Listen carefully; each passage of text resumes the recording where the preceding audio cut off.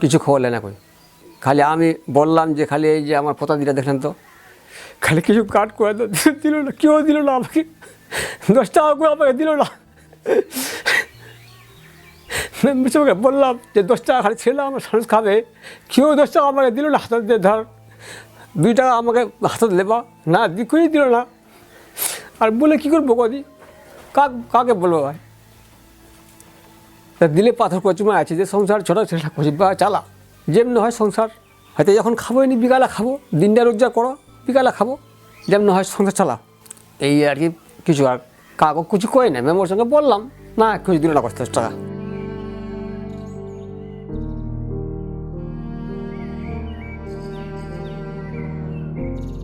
আমরা আয় রোজগার নাই, আমরা যাচ্ছিলাম বাইরে কাজ করতে। কাজ করার সময় গিয়ে আমরা ধরা খাইছিলাম। ধরা খাওয়ার পর জেলখানায় আমাকে দিল। আমার জেল খাটা প্রায় শেষ হয়ে গেল। বাড়ি আসবো 1-2 মাস টাইম আছে। তারপর আমার ছেলে আবার আমাকে দেখতে যাচ্ছিল, পাগলের মতন হয়ে বাপ মাকে দেখতে যাচ্ছিল। ও আবার বিয়ে সাবের হাতে পড়ে গেছে। না, আমাদেরকে যখন ধরা পড়ে গেলাম আমাকে জেলে দিল। অত্যাচার কোনো করেনি, যা খাবার জুটে খাবার দেয়, ওখানে অত্যাচার করেনি। জেলে দেওয়ার পর আমাদের উপর কোনো অত্যাচার করেনি।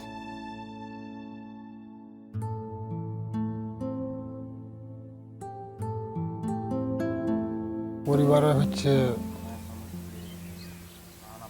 7 জন, একজন মেয়ে, বিবাহী 6 জন। 6 জনের মধ্যে আমার কাজকর্ম মনে করেন যে নাই বললে চলে।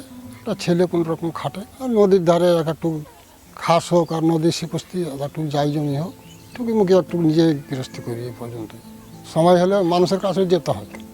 গুলি লাগার পরে চিকিৎসা ধরে নিজের অর্থ সম্পদ কিছু ছিল না।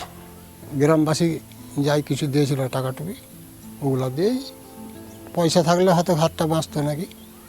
পয়সা ওরকম ছিল না, হাতটা কেটে দেওয়া। সমস্যার সম্মুখীন ওটা কি বলবো আর, কোনো সময় ভাত থাকলে তরকারি নেই, পরনে কাপড় নাই। এই তো ধরেন যেমন এই তো একটা লুঙ্গি পিনে পড়ে আছি, এই তো একটা আছে আর একটা নাই। ওই তো ছেলেগুলোর পেন নাই, এরকম সব কিছুরই সমস্যা। দিতে পারছি না, পোশাক দিতে পারছি না। কেউ হয়তো মাসে 10 দিন ভালো মন্দ খাই, আমার হয়তো 1 দিন জুটে না। শাক লবণ এইরকম।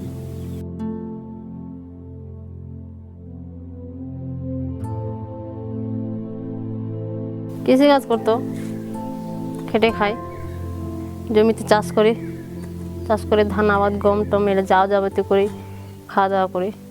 জীবনও যায় না, সে একবারে গেছে, ভাগ্য ওখানে লেখা আছে যে এইভাবে মৃত্যু হয়, অভাবে হয়েছে। আল্লাহ কেন খাবো, কার বলতে গেছে না কি জানি গেছে না। স্বামী যদি তার বুকে বলে তাহলে জানতে পারতো, না বলে আর কেন জানতো। অবস্থা চলছে খুব দুর্বলতা। কিছু যদি আমরা সাহায্য পেতাম তাহলে আমাদের ভালো হতো আর কি, এটাই আমরা বলতেছি আর কি।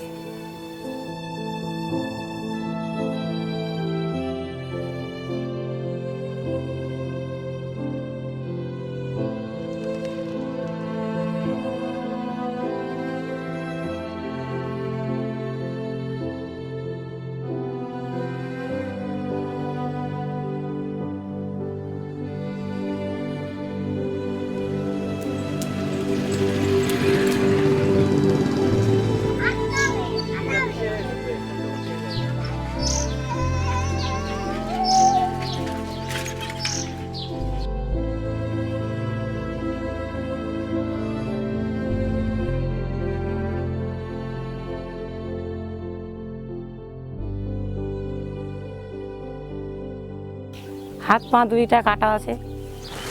এঠে কেটে একটা গঞ্জা মারেছে, এতখানি মাংস নাই। এটা হাত কাটে, আবার এদিকে হাত কাটেছে, পা কেটেছে, জাং কেটেছে, আরও কিছু আর কি আবর্জনা কাটেছে আর কি। কাটার সীমা দেখে আমি কিন্তু ওঠে কেটে আর কি হাত ফেল, ঠিক আছে। এভাবে আমি পরিচালনা দেখে, তারপরে না দেখে পারে, সহ্য না করতে পারে, আবার ফুলের আর কি সব ওষুধ বড়ি দিয়ে নিয়ে আসে। তারপর কিন্তু নাচ থোয়া গেল না, নাচকে তাড়াতাড়ি আর কি ঢাকা দেওয়া হলো। ঢাকা যাওয়ার পরে এটা কিন্তু আলোচনা সবাই করে। এরপরে আমি আর কিছু বলতেও পারবো না ওর কথা, আর এর থেকে বিশেষ আর কোনো কিছুর আমি যাইতেও পারি না, আর কথা বলতেও পারবো না।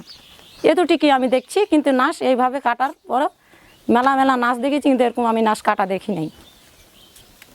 থেকে আর কি ব্যবসা করে, গরুর ব্যবসা করে।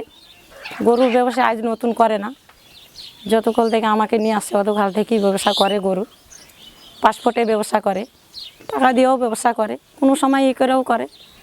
নিজের টাকা দিয়ে তো ভোটার এলাকায় আর কি নিজের টাকা দিয়েও তো চোর হয়, দিয়ে আর কি এভাবে থাকে। বাড়িতে কোনো সময় থাকতে পারে না আর কি, কাম কাজ বাইরে করতে পারে না, ওটা করি আর কি খাই। আমি তো ও তো মরে গেছে, আর মরার পরে তো আমি কোথাও বাড়াইতে পাবো না, আমি তো যাইতে পাবো না।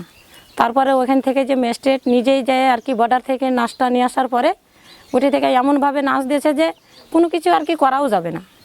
এই জন্য আমরা আর যাই নাই। কি যাব, আমাদেরকে শক্তি করেছে যে এখন গেলে পারে প্রচুর টাকা যাবে। আমাদের ভাই অত টাকা পয়সাও নাই, আমরা যাই নাই। আল্লাহ চালাবে আমাকে। জমি জায়গা আছে, জমি জায়গা আবাদ সাবাদ করি, ঠিকা দিলি মিশিংয়ে দুইটা যেভাবে আর কি আবাদ সাবাদ করি, আদি বাড়ি দিয়ে এইভাবে করে খাই। কী করবো, ওইভাবেই খাইতে হবে আমাকে।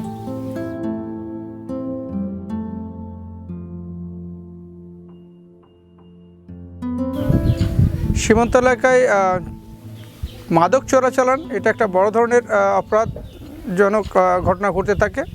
এর মধ্যে থেকে যারা আর্থিকভাবে সচ্ছল না, যারা অনেক গরিব এবং সীমান্তবর্তী যাদের কোনো কর্মসংস্থানের ব্যবস্থা নেই, তারা এই ধরনের কাজের সময় অনেক সময় জড়িয়ে পড়ে। আমি আমার এলাকা নিয়ে বলছি যে আমার এলাকায় সম্পর্ক অত্যন্ত সুন্দর এবং শক্ত, যার ফলে আমাদের গত ডিসেম্বর থেকে সবচেয়ে বড় কথা আমরা চেষ্টা করেছি খুঁজে বের করার যে আসলে কী কারণে মানুষ সীমান্ত অতিক্রম করে। যার একটা বড় কারণ থাকে হচ্ছে তার কর্মসংস্থানের কোনো উপায় নাই, খাওয়া দাওয়ার কোনো ব্যবস্থা নেই, সেই জন্য সে অতি অল্প সময়ে সে লাভ খোঁজার চেষ্টা করে, সীমান্ত অতিক্রম করার চেষ্টা করে।